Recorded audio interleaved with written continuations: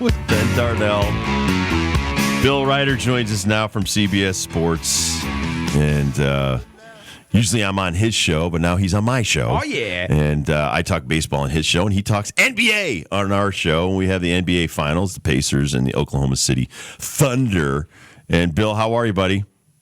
Dibs, I'm doing good now, pal. Thanks for having me on. Oh, no, you're the best. And breaking news, by the way, Aaron Rodgers is going to Pittsburgh for their camps or whatever. So put that in your back pocket and think about that for a second. But let's talk about this and how the odds favor Oklahoma City. If you're Oklahoma City, do you want to be an overwhelming favorite going into this final?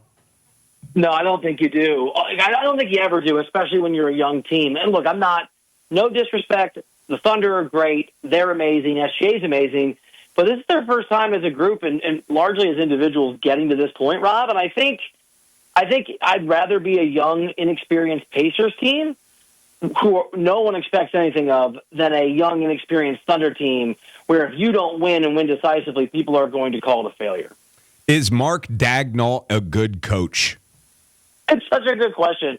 I don't know. And I had this conversation. Yesterday at lunch with a Lakers person, right? Like an NBA person who's with the Lakers. And I asked that exact question, and that's the answer he gave me.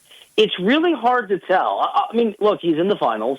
That team, those guys love each other. They play defense. They like each other. They have an incredible culture. Those things I think are really significant, even though we can't measure them, and they're hard to talk about sometimes. So credit him for that. But I do also think a lot of it's a product of the GM Sam Presti's culture and the team he's put together.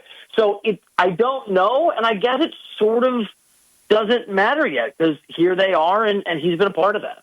All right. If I were to break down the NBA, I'd be like, listen, they got to split a game in Oklahoma City to make a series out of this. But from your standpoint as an expert, what do the Pacers have to do to slow down SGA, slow down this team, especially in front of their fan base for these first two games? It's really hard. I mean, I think the right comp would almost be the Thunder are to Oklahoma City with less history, but still what the Packers are to Green Bay, Wisconsin. It's the only game in town. It's a smaller market. That place is really raucous and loud. So you're right. They're going to have to shut everybody down, slow everybody down, including the crowd. So a few things. I think you're going to have guys shoot well from the three-point line for the Pacers, and that doesn't often happen on the road in the playoffs. And they don't have one guy, which I think is an advantage for Indiana, that they can turn to. They have 6 or 7 or 8 guys. The Pacers do pick you up, basically. They can press the point guard from the moment he gets the ball, the entirety of the court, and they're going to have to do that. Not because you're going to turn SGA over 15 times, you're not, but if you throw a bunch of different guys at him and you wear him down, maybe over the course of the series, he does get a little bit exhausted the way the Knicks looked at the end of that series. And then there's a lot I could hit you with, but you have to protect the basketball. The Thunder are the best team by some metrics in the history of the game at turning teams over. And this is a Pacers team that were the third best at protecting the basketball. And we just saw Tyrese Halliburton have a 30-point triple-double in the last round without a turnover. So protect the ball, make life really hard for SGA, and guys not named Halliburton have to hit open threes if and when they get them on the road. I don't know if it's because I haven't seen him enough, but what makes SGA a monster? I can tell you what Jokic is all about, and knowing just oh my gosh, you're going to have to stop that guy if you're going to want to beat Denver. Jimmy Butler and playoff Jimmy, we've seen that monster in the past. The last champions of the Boston Celtics have a plethora of monsters that can beat you from a different way, but this guy's the scoring title leader. He's the MVP. I'm assuming he needs this title to validate himself as that top echelon player, but what in his game makes him such a monster in this league? I'm going to give you a first answer that's going to sound like a criticism and it leans into the haters, but I don't think it is. It's part of the game. He's got to get to the free throw line 12, 15, 16, 17 times. I mean, he's been called a free throw merchant, which I just think is dumb. He attacks the rim. He's super aggressive. Now, look, does he get the benefit of calls that are outrageous? I think sometimes he does, but whatever, that's not his fault. So you got to get to the free throw line. He's great at that. He's really interesting, right? He is not quite as athletic as, say, Russell Westbrook in Westbrook's prime, and he's not a three-point shooter like a lot of the guys in the NBA, but he can do each of those things really effectively. He's an all-around player. He's an outstanding scorer. He's got a pretty good mid-range game, like jump shot, which is sort of unusual in this era. I also think this is a guy who can go out and score 35 points because he's talented enough to, but he will make the right basketball play. He's almost like Jalen Brunson, but more athletic. He has a huge IQ. He has teammates that he trusts. He's got a lot of shooters around him. So some of it's his individual excellence, athleticism. He can hit a lot of different shots. I think some of it, too, is he is I don't want to say rare, but he is that point guard who 9 out of 10 times makes the actual right basketball play. So he's getting easier buckets, or he's giving guys easier buckets, depending on what the defense does to him. Talking to Bill Reiter from CBS Sports, one of the best NBA analysts out there. What is your take, not just on Tom Thibodeau, but like the Grizzlies firing their guy, the Nuggets firing their guy, the Bucks a few years ago firing their guy? I mean, you win titles. I used to think, you got a few extra years added onto your contract, not get fired a few years later. Yeah, my take is I don't ever want to work for a billionaire, but we probably all do. I mean, it's like this change it's true. It's this change in the NBA where there's only one really family-run shop anymore, and it's the Lakers. And Jeannie Buss makes a lot of money. She's driving a better car than I'm driving. She's living in a nicer house. But the Lakers are her business, and she's not a multi-billionaire. They are in Denver, and they are in New York, and there's a lack of patience, and there are owners who are just much more involved and much more problematic, and that trickles down to your GM. I'm going to say something about NBA GMs, and I think most general managers. Again, it's going to sound like I'm being a jerk to these people. I'm not. Their first priority is to keep their job. Their second priority is to help their organization, and you hope the Venn diagram kind of overlaps. But what GMs are learning, and I've been told this by GMs, is that you have to now manage an involved owner. And an owner who's involved and thinks he's an expert in a way these guys didn't think 20 years ago, in a new and sort of frustrating way. And so how much of Tibbs being fired was Leon Rose? How much of it is James Dolan? That same conversation happens in Denver and happens in Memphis and happens in other places. I think that's part of it. I think there's a lack of patience because ownership doesn't have realistic expectations. GMs tend not to fire themselves, and coaches get the blame. Most of the time when you make a move like this, you already have the guy at least penciled in who you're going to bring in within the week. And it seems like we have no idea where this job search is going to go unless you're on the Michael Malone train. We can tell you right now that our head coach, Dan Hurley, has already put these rumors to bed, doesn't want another summer like he had with L.A. Rick Pitino was with the Yankees yesterday, told Michael Kay that he has zero interest in the job. We were kicking around Jay Wright. We thought maybe if he gets out of the booth, he's a Villanova guy, he could really mesh with that roster. But what do you know? Where's this list start for you, where the Knicks may go for their next head coach?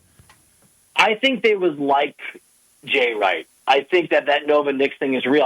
Everything I've heard, I don't know Jay, but people that do know him, and you guys have probably heard this too, some guys who succeed and have these pressure cooker lives and get to the top of the mountain and then get into TV, turns out they like TV, right? You already accomplished what you accomplished. You're not away from your family very much. You're not measured on wins and losses. I don't think Jay Wright's coming. Most people I've talked to don't think he's coming. Leon Rose ran CAA's sports basketball agent division, right, on the NBA side for a long time. He's a CAA loyalist. It's part of the reason Karl Anthony Towns is there. Cat was a CAA client. Leon was his agent. Everyone I've talked to is 100% convinced it will be a CAA client with a connection to Leon Rose who gets the job. Michael Malone, CAA client. I think he has a very good chance at the gig. I'm not espousing this guy. I'm just telling what I've heard. Mike D'Antoni, CAA client, is really close with Leon Rose. Look, there are some assistant coaches that are well regarded in places like Cleveland and Miami, and some of them, sort of the betting odds are not bad for them to get the job. Leon keeps his cards pretty close to the vest. He's the J.D. Salinger of GMs. He never speaks. I used to talk to him. He won't even return my phone calls. Like he's a ghost. So it's hard to guess. But I think it'll be a person with ample experience who has been a CAA client who knows Leon. And to me, that's Michael Malone. All right, tell me something about these finals that I should look for. I mean, I've been saying Siakam has to score 30 points for the Pacers to win these games. What guy on the Pacers besides Siakam has to have a big night? All right, so I'll give you. So it's.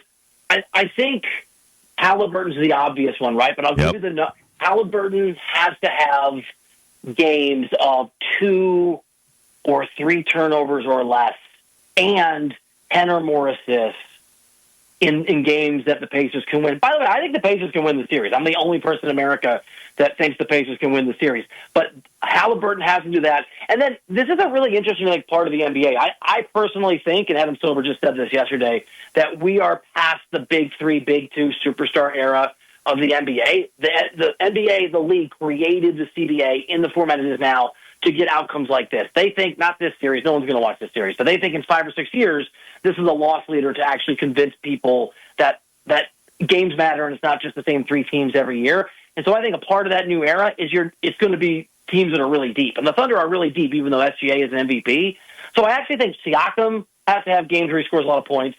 Halliburton has to have an incredible assist-to-turnover ratio.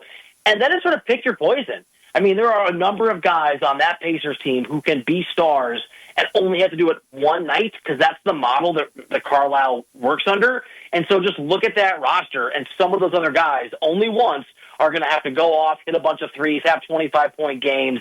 But it's going to be a different kind of, I think, way you win if the Pacers win this thing. I think it's Miles Turner. Oh, he's been great, by the way, too. Yeah. He's been outstanding in this post. Quietly, very underrated. How much does Rick Carlisle add to the equation of them actually winning this series? Like, how many points does he add? What kind of things did he do in the Knicks series or even in Cleveland and Milwaukee that kind of gave them an edge that other coaching staffs don't have because he has so much experience? Yeah. That's a great question. I think he outcoached Tibbs. I liked Tibbs. By the way, I would not have fired Tom Thibodeau. I would have kept Tibbs, but he outcoached Tibbs. I think that might have contributed. It was significant to Tom not having a job.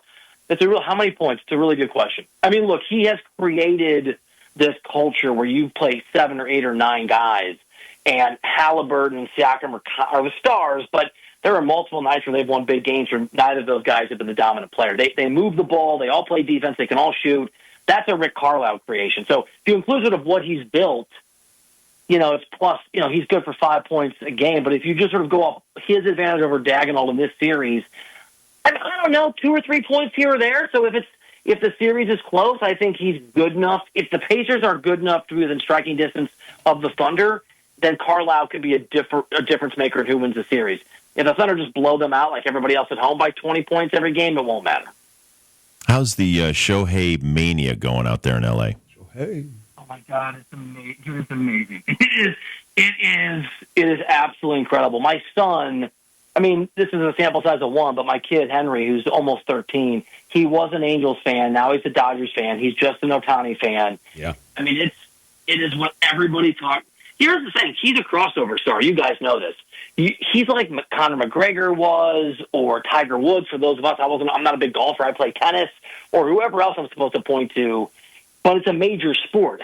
People who don't really like baseball are into Shohei Ohtani. And I'll drive, where I live, I live in Manhattan Beach, and I drive down to the Strand, and I walk on the ocean with all the rich people.